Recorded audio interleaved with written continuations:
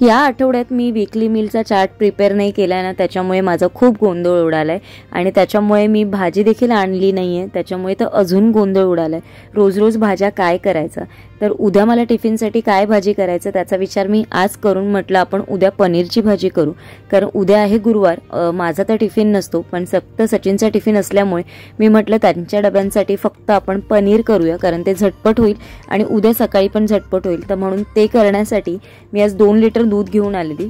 तर म्हटलं आपण पनीर करूया घरीच, आणि पाऊस पण खूप होता आज, तर मी म्हटलं की मग मी पनीर घ्यायला पण गेली नाही, म्हटलं चला दूधच घेऊ आणि दुधापासून पनीर करू। तर दूध गरम करायला ठेवलंय आणि मी 1 लिटर दूध ठेवलंय गरम करायला, आणि याच्यामध्ये 100 ते 125 ग्राम पर्यंत पनीर होईल आणि ते एका वेळेसच्या टिफिनसाठी खूप इनफ असं होऊन जातं। मी विनेगर नाही यूज केला, मी लिंबूच यूज केलाय दूध फाडण्यासाठी। इथे त्याचबरोबर दूध आपलं उकळत आहे तोपर्यंत इथे जे चण्याची बॉटल होती तुम्ही बघू शकता ऑलमोस्ट पूर्ण खाली झालेली। तर सचिन गेलेले कुठेतरी आय थिंक स्टार बाजारला गेलेले, तर त्याने येताना या सगळ्या थोड्याशा गोष्टी घेऊन आलेले, कारण चणे संपलेले, तर चण्याचं पॅकेट घेऊन आले। तर मी म्हटलं चला चणे भरून घेऊ, आणि जे आधीचे होते ते मी सगळे थोडेसे बाजूला काढून ठेवले आणि आता बाकीचे भरून घेते आणि मग उरलेले जे आहेत ते परत त्याच्यावरती भरून ठेवते, म्हणजे ते लवकर खाल्ले जातात। आता हे कामं करता करता थोडासा वेळ जास्त गेला, कारण चण्याचं जे नॉब आहे बॉटलचं ते अगदी छोटं आहे, त्याच्यामुळे थोडासा वेळ जास्त गेला आणि तोपर्यंत माझं दूध पण उकळलंय। आता या दुधामध्ये आपण जो लिंबाचा रस पाण्यामध्ये थोडासा मी डायल्यूट करून घेतलेला आणि ना तो थोडा थोडा करून आपण ओतायचा आहे, म्हणजे एवढी गरज आहे, म्हणजे आपल्याला वाटतंय की आता आपलं दूध फुटतंय। अर्धा लिंबाचा रस मी थोड्याशा पाण्यामध्ये मिक्स केलेला, अर्ध्या लिंबामध्ये दूध आपोआप फाटलंय, अगदी काही खूप असं पूर्णच्या पूर्ण लिंबू लागलं नाही।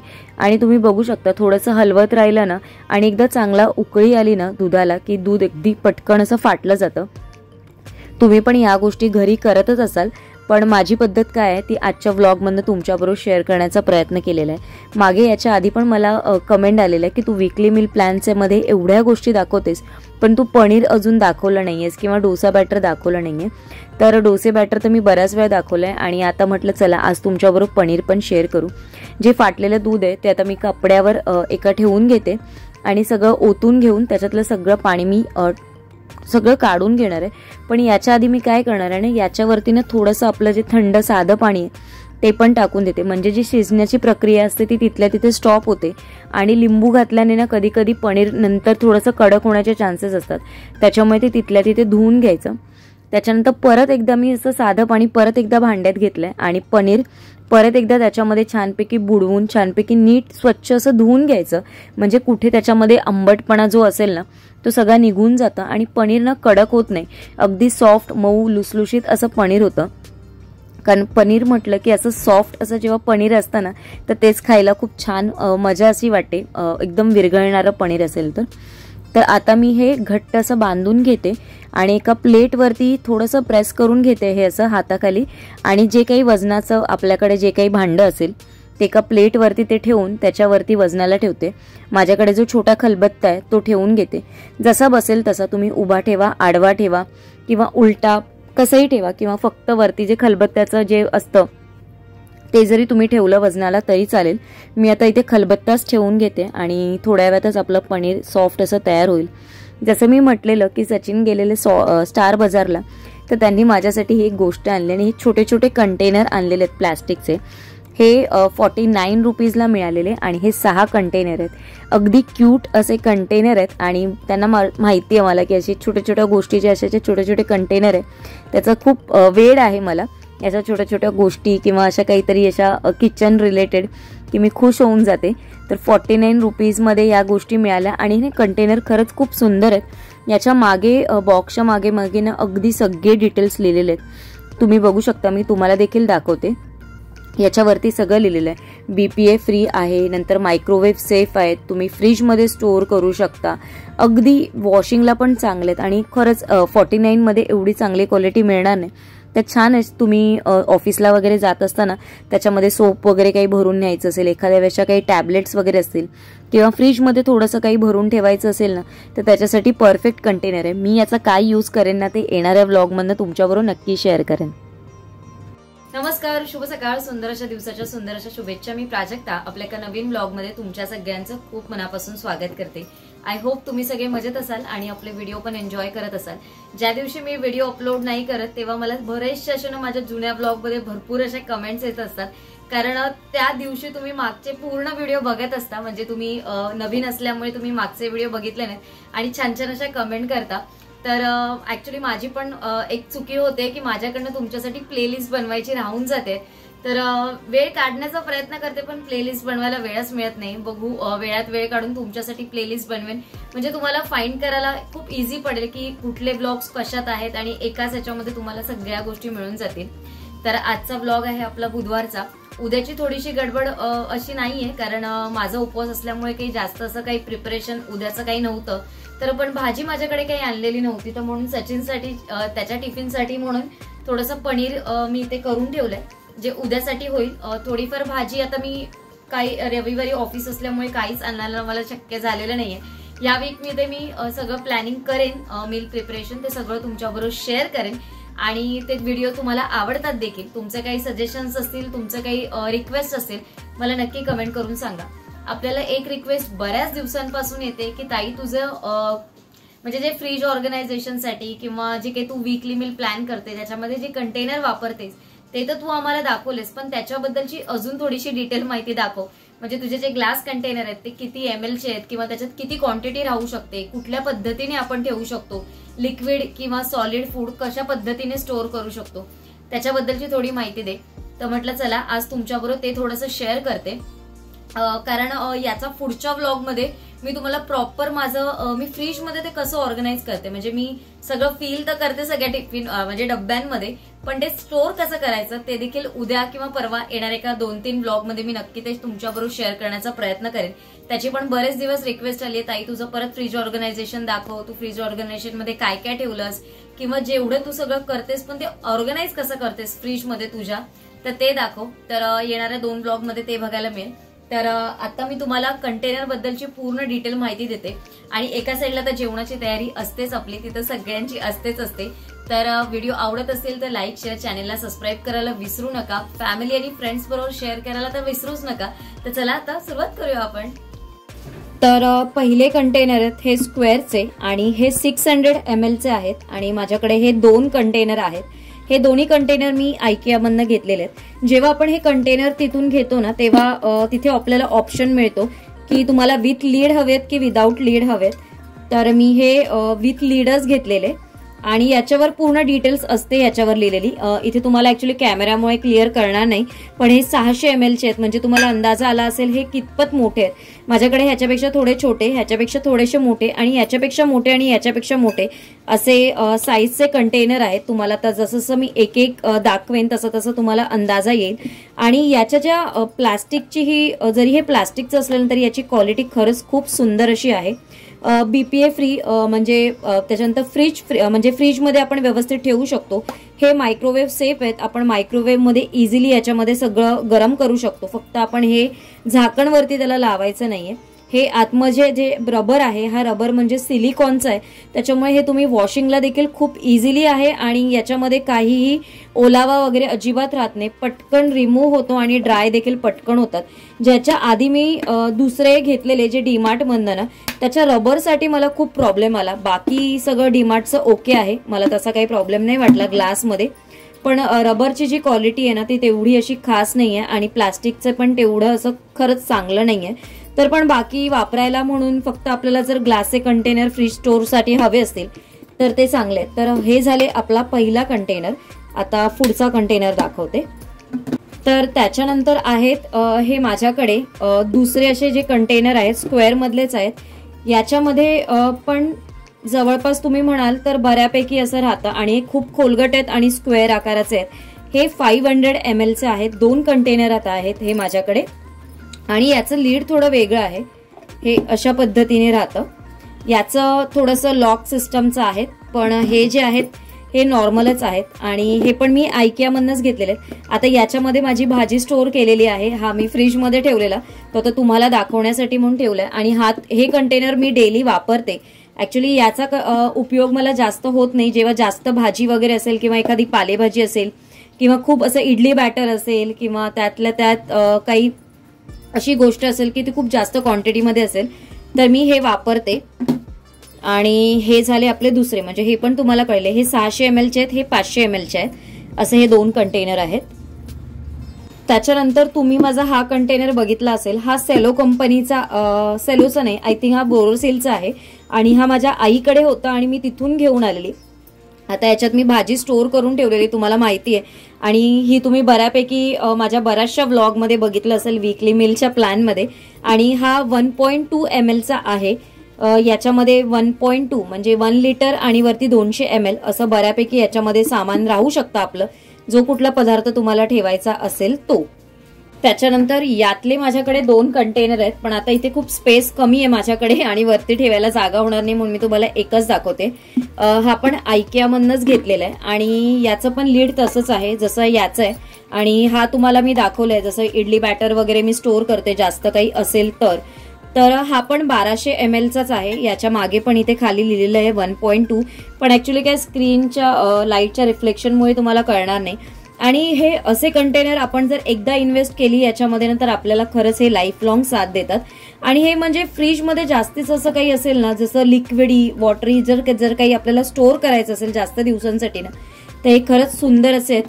एखाद्या वेळेस तुम्ही काय करा, फक्त हा आणि हा घेऊन या. एखाद्या वेळेस जर तुम्हाला जास्त असं कॉस्ट वाटत असेल तर एक फक्त लीड घेऊन हे तुम्ही 2 कंटेनर घेऊ शकता. म्हणजे आपण प्रत्येक वेळेस काही दोन्ही कंटेनर वापरण्यात येणार नाही. हे तर फार कमी वापरले जातात, हे तरी युजली वापरण्यात येतात, पण हे कसं आठवड्यातून एकदा किंवा जास्तीत जास्त आठवड्यातून 2दा आपण एखाद्या वेळेस हे वापरू शकतो. हे तर यूज होतच आपल्याला, पण याच्यामध्ये मिळून तुम्ही दोघांपैकी एकच असं लीड पण वापरू शकता. तर हे लीड इथे पण होतं आणि हे लीड याचं इथे पण वापरलं जातं. तर अशा पद्धतीने मी देखील हे वापरते. म्हणजे मी देखील असे काही सगळ्याच कंटेनरसाठी हे घेतलेलं नाहीये. माझ्याकडे अजून यातले कंटेनर आहेत, तर मी पण असंच थोडंफार ऍडजस्ट करूनच करते. कारण आयकियामध्ये गेलं ना तर ऑलमोस्ट जर तुम्ही झाकणाची कॉस्ट गेलात ना तर फक्त या झाकणाचीच किंमत 100 रुपये आहे आणि कंटेनर मग तुम्हाला वेगवेगळे मिळतील. आय थिंक हा कंटेनर 200 रुपीजला घेतलेला मी, हा 250 रुपीजचा आहे. म्हणजे जर तुम्ही हे 250 आणि झाकण म्हणाल तर 350ला होतं आणि हे 300ला होतं. तर मग त्याच्यामध्ये जर तुम्ही एक झाकण कंबाईन घेतलं तर मग आपले 100 रुपये वाचतात. तर मी पण तसंच करून हे 2 कंटेनर वगैरे घेतलेले आहेत. याच्यामध्ये पण माझ्याकडे 2 कंटेनर आहेत, पण मी एकच झाकण घेतलेलं आहे. आणि हे कंटेनर माझ्याकडे 2 आहेत, तर याच्यामध्ये मी 2 झाकण घेतलेली आहेत. म्हणजे माझ्याकडे यातलं जर तुम्ही म्हणाल हा 3चा सेट आहे, 4चा सेट आहे, पण मी याच्यामध्ये 3 झाकणं घेतलेले आहेत. एक झाकण मी घेतलेलं नाहीये, कारण माझ्याकडे ऑलरेडी या साईजचे प्लास्टिकचे पण कंटेनर आहेत आयकियामधनं घेतलेले.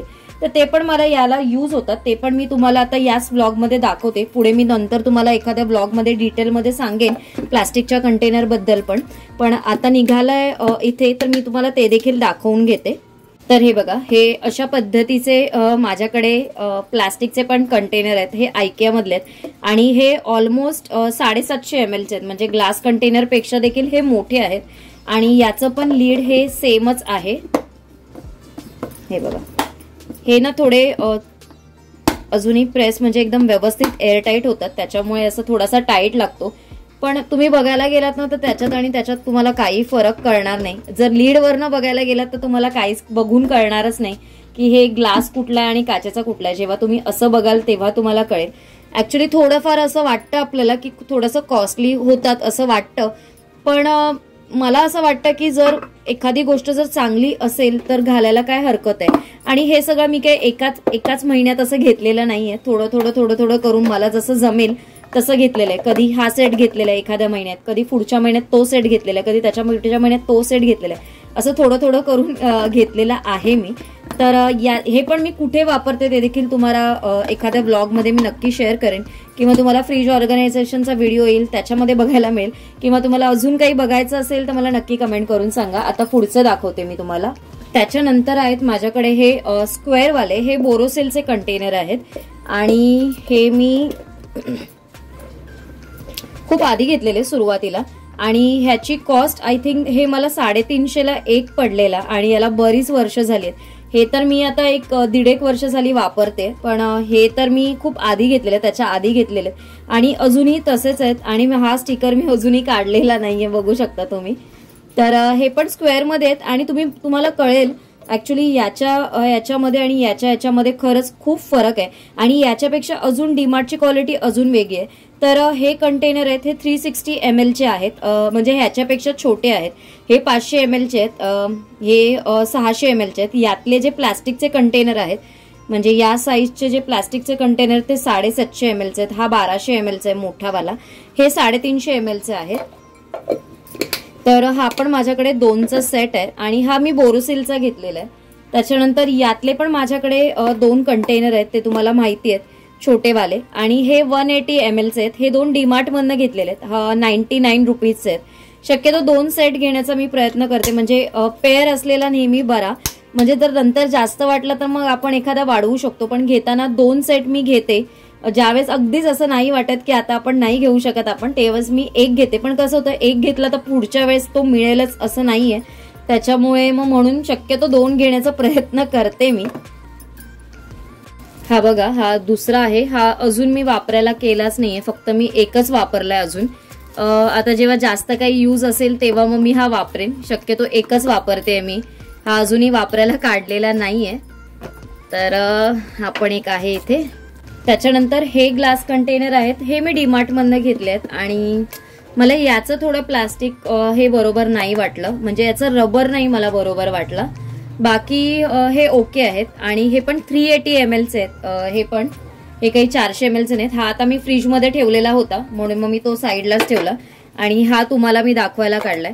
म्हणजे तुम्हाला माझ्या मते अंदाजा आला असेल बऱ्यापैकी की याच्यामध्ये कितपत सामान आपलं मावू शकतं, कारण तुम्हाला तेच मेन माहिती करून घ्यायचं होतं की किती ml चे त्याच्यामध्ये कितपत सामान राहू शकतं आणि कशा पद्धतीने आपण ठेवू शकतो, ते मी तुम्हाला येणाऱ्या व्लॉगमध्ये नक्की शेअर करेन.